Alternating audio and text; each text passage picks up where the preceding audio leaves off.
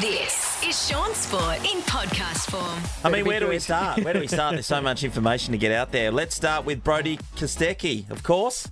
Household name. Yes, well, he's a Perth's own. He is Perth's own, and he took out the V8 Supercars Drivers' Championship yesterday. Well done. And, of course, Erebus was the team of the year. They were able to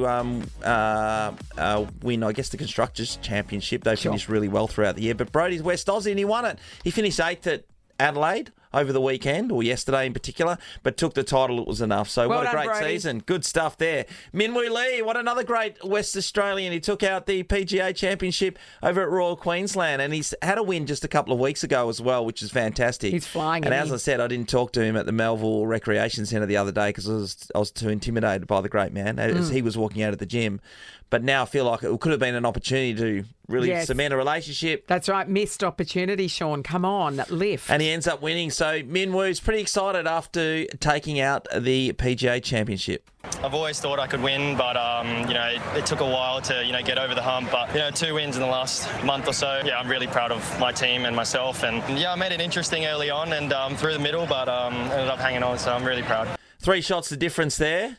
Good win. Here's the thing. I was looking at him on the weekend, and whilst he's now starting to win regularly, like his sister, Minjee, the sponsors that he has on his back. Now, I don't know many of them, but they're all international, and they'll be paying a serious amount of money to be, worn by him. He's a walking billboard and just raking in the cash because of it. Well done, Minwoo. Yeah, they put in a lot of work as juniors. They toiled so hard that, they practiced longer than everybody else by far. So it's nice that it pays off, isn't it? It's amazing. To be able to be a good golfer and then the rest is so difficult. It's quite incredible. Yeah, natural talent only gets you so far, doesn't it? Yeah, most definitely. We also saw Australia finish second in the Davis Cup. They lost the final to Italy. They're blown away, actually. They're never really in that final. So Yannick Sinner just smashed Alex de Minaur, he's had the wood over him the whole year. In fact, I think just about every time they've met, he's Alex de Minaur hasn't been able to get past him. When you think powerhouse tennis countries, you don't think Italy. Doesn't immediately jump to mind, does it? So well done to them. That's a good win. And yesterday I was involved in a swimming charity race at Hale School. It was for men's mental health, and it was called Swim for Life. And I was invited down there by Lee Spur, and it was at Hale School, as I said. So people were swimming and raising money, and they were swimming for 24 hours. A lot of people were. There was a lane that was full of, I think, 6 people who were doing a butterfly for 24 hours. What is 6 of them rotating. Was one of them Susie O'Neill? Because you would expect it from her, but nobody else. One was an Irish Olympian. Why would you choose to do that? That is hardcore. Like, it's bad enough swimming for 24 hours, full stop. Yep. Whether that's just like drifting along doing the occasional breaststroke. But to choose to do butterfly non-stop for 24 hours as a relay is madness.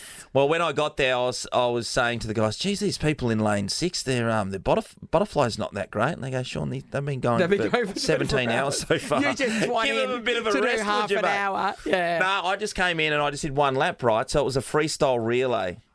Okay, so hang on a second. It's a 24-hour event. Yes. You turned up and swam 1 lap and then got out and criticised the people doing butterfly. No, I criticised them before I got in. Okay, good. Good to know the timeline. So and then you went home. So there was an Eagles team and a Freo team. Yeah. And Lee Spur was the captain of the team that I was in. He's a great swimmer. Jamie Murillo, who I played with in early days, he is a great swimmer as well. Yes. And then there's Shaun Darcy, who's a good swimmer. Yes. And then there's me, who's doing a lot of swimming at the moment, but I don't have the speed. So Lee put me up first, and I was up against Will Schofield, and then there was Ruben Jimby and Clay Hall that they just recently drafted. For his swimming ability, and then obviously. They had a recruit that was a bit dodgy from left field that came out of their waffle system who could swim like a Iron Man. Right. Anyway, the whole thing started with Will giving me windburn in the first 50 metres. And then you got out and went home. I lost sleep over it this morning. I woke up.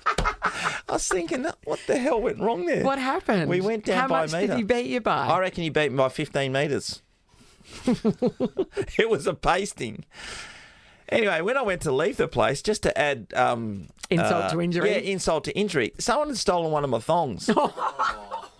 So I walked That's out the on hot lowest pavement blow. with one sauce. But what are they doing with one thong? Steal both of I don't them. know, mate. Or none of them. Come Don't steal on. one. Come on, guys. Did you hop all the way back to the car? One of my feet was burning all the way back. See, you got beaten by Will Schofield. And No, then your not thong beaten. got- I was thrashed. I woke up this morning. It was 1:30 when I looked at my clock, and I just sat there thinking about it the whole time. Where's my style Wiping. going wrong? What's happening here? Cost us the victory. And also, where's my thong? Where's that thong? Okay, I didn't realise this sports report was going to take such a tragic turn. Yeah. Well, let's catch up with the great man, Matty Pavlich. And what a weekend of sport it's been. But good morning to you, Pav. Hey, Shawnee. Hey, guys. Good morning. Hi, Really, Pav. big weekend. It feels like every time we chat, it's a big weekend of sport, but some WA locals doing really well. Footy finals, AFLW finals, footy training is in pre-season training's back on, cricket World Cups, there's a lot going on. Certainly is, and just saw a couple of days ago, Nat made mention to it. The big news was the number 29 has been passed on at the Fremantle Dockers to Cooper Simpson. Would you love to be in his shoes, Nat? Oh, no pressure at all. I mean, the last guy you handed your number 2 never played a game, did he? Poor Luke Valenti, That's the hi one. to him. No, that's right. He unfortunately had a fair few injuries. Yeah. But the guy before that, he played for a little while, didn't he? The old guy with big eyes and big nose. Yeah, he was Super running around handsome. for a little while. Awesome to pass it on, though. I think it's been a long time since that 29 jumpers run around in an AFL game. So, wrapped to kind of be... It was coincidental in many ways. I was actually in Melbourne. It was a great opportunity to kind of see the draftees as they were boarding the plane. It took me back, Shaun, to 23 or 4 years ago, whatever it is, when you're saying goodbye to your family, and a bit of emotion at the airport. And but I was sort of saying hello and good luck and how exciting to both Cooper Simpson and Ollie Murphy, who were jumping on the plane to come across and start their journeys in the AFL. And then to be there, I guess, waiting, I jumped off the plane and went and grabbed the jumper and the 29 back pat and all that, and he was incredibly respectful and stoked, and I'm looking forward to seeing you play. So you handed that over to him then, but did Ollie Murphy get anything? No, poor Ollie missed out. I think we caught them on the hop a little bit, being there and sort of saying to Cooper, hey, look, let's get this done now. Yes. So I think Ollie and the rest of the guys, whilst they got their jumpers, they'll get the official kind of handover and meet and greet and whatnot with the old players in terms of the jumpers this week coming. But yeah, poor Ollie was just left. You just stand over there for a minute, mate. And I'd imagine, Pav, the difference between when you jumped on the plane and came over and they jumped on the plane and came over, they hadn't been away on schoolies the week before and just had to rock straight into training. Yeah, well, I did advise them against, having 1,000 beers before they jumped on the plane and trying to just start. Yours is a cautionary tale, isn't it? Yeah.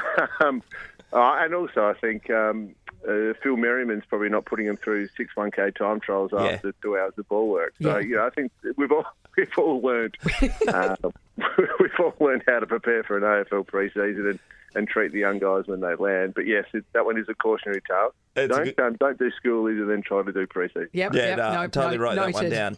Minwoo Lee, Pav, outstanding, winning the PG up in Queensland. How good. Incredible performance. And he's shown this throughout times this year. The US Open was a top 5 finish for him, which is just incredible. Like, he's a young West Aussie doing great things on the world stage. And he gets spoken about a little bit. He's probably in his sister's shadow a little bit, Min Chi, given how dominant she does. But he was awesome. He shot the lights out, didn't he? 21 under or whatever he was in the end. Dominant performance across all the 4 rounds. And he is a star to watch. I mean, we all keep an eye on our West Aussies, but seriously, this guy is going to be great on the world stage of golf, which is fantastic for WA. Royal Freo player and product, along with his sister, and great to see. He's only 25 too, so he's really got the world at his feet, hasn't he? Yeah, absolutely. I think that's what, like all young athletes, it just takes a little bit of time to find consistency. The beauty about golf is, I mean, you can play well into your 40s, 50s. So he's literally starting his journey, and he's performing right up there amongst the big names. So you know what it's like, tennis, golf, all these individual sports, and for an Australian, for a WA product to go there and compete with all the big names from the US and Europe, it's no mean feat, but he's right up there amongst those conversations now. Just goes to show if you hit a good round at Royal Freo, you can hit a good round anywhere. That's true. Some undulating hills there, Pav. I wish you could say the same thing about my game. The other one I wanted to mention, so the F1's wrapped up, but when you look at, Max Verstappen, and we had Oscar Piastri, the Melbourne boy, who finished 6th, and then Dan Ricciardo finished 11th. But so Max Verstappen, out of the 21 or 22 races they had this year, he won 19. First of all, I didn't realise they had I know the F1s are on so often, but that's a lot of it is, isn't it? That's a lot of racing, and these guys, I know, get paid a lot of money, but that's a huge season for him to win 19. It's incredible. It's incredible, Pav, but is it a lot to do with the car, how good your car is? I'm not an F1 expert, but I think if you've watched Drive to Survive, you can claim to be an expert. like us all. I think you're spot on. They identified him. If you think back a few years ago, right at the start of it, speaking of Drive to Survive, that series, Max was under Dan Ricciardo, I think, wasn't he? He was. In the Red Bull, and then Dan went across to Renault and started that journey.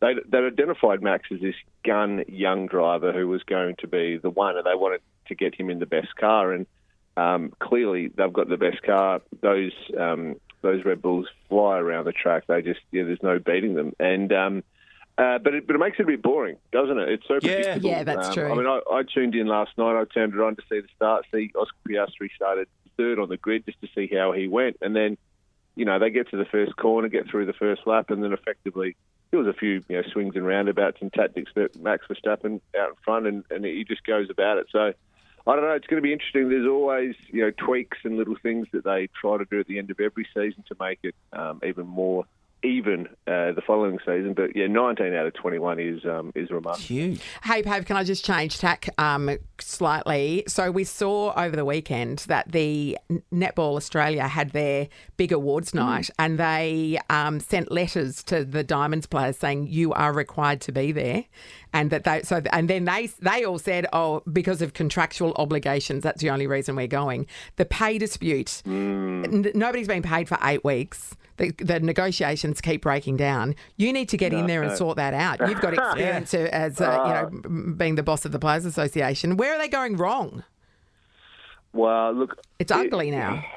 Yeah, I think Netball Australia have got a lot to answer for on this one. And this is a deeper problem than probably just trying to work out a player's rights deal or a CBA deal. It's a pretty sad set of affairs. I remember, Shorty. You remember when you get fined if you didn't go to the Brownlow? Absolutely. I'm not sure if it was the best and fairest because generally you'd sort of turn up to the Doig Medal or the equivalent for West Coast, the John Worsfold Medal. But I think that certainly if you didn't, if you were invited that you had to go, you would get fined. So I'm not surprised to hear that that's going on. But I think it's to a point now where proper industrial relations stuff needs to occur from the players' point of view to get their way, or to at least get a deal that's fair and reasonable. These netballers work really, really hard. Unfortunately, they don't get paid a huge amount because of the commercial aspects of that. But we're talking about women's sport. We're talking about Matildas, AFLW. Netballers have been doing it so well for so long on the world stage. So I don't know. They certainly deserve their lot, but it's obviously a tricky one. It's hard to believe a sport that's so big, so bloody big. Yeah, that's right. Haven't got their back end sorted out. Yeah, at the and highest the money's level. not flowing because they need to stay ahead of AFL. They need to stay ahead of the Matildas now that we've seen this influx of great players that are on the stage. Sure, you got Sonny playing sport. You go down there of a weekend, Matthews Netball Centre, Freo Netball Centre. They're just absolutely chock full of people. Yeah. So the popularity is there. Kids' participation's there. It's just the commercial aspect's always been a hard slog. Now, I'm not sitting here saying it's easy. That they are competing against all the bigger sports and all the sports on a world stage because the Commonwealth effectively just play netball, don't they? It's not the whole world, but it's a popular sport. People love it, and yet they can't get commercial spend into the game to support their players. And Verity Simmons from West Coast Fever just retired, and she said one of the factors was she hasn't been paid for 2 months. Just can't live like this. Mate. I know, it's crazy. Imagine that, turning up to work and not knowing when your next paycheck's going to come. I know. Not a great position to be in, is it? Not at all. Pav, hey, thanks very much for your time. You know what? We can't wait for Friday because we're all at Adventure World. We're excited. We're excited to have you join us. Yeah, what rider you got me on? All of them. Well, Shaun's too scared to go on the abyss again, so you might have to hold You can come on and hold my hand. I'll go and hold your hand. Righto, mate. Love your work. Thanks, Pav. See you, Pav. See you Friday. Bye-bye. Shaun Sport is a Nova podcast. For more great comedy shows like this, head to novapodcast.com.au.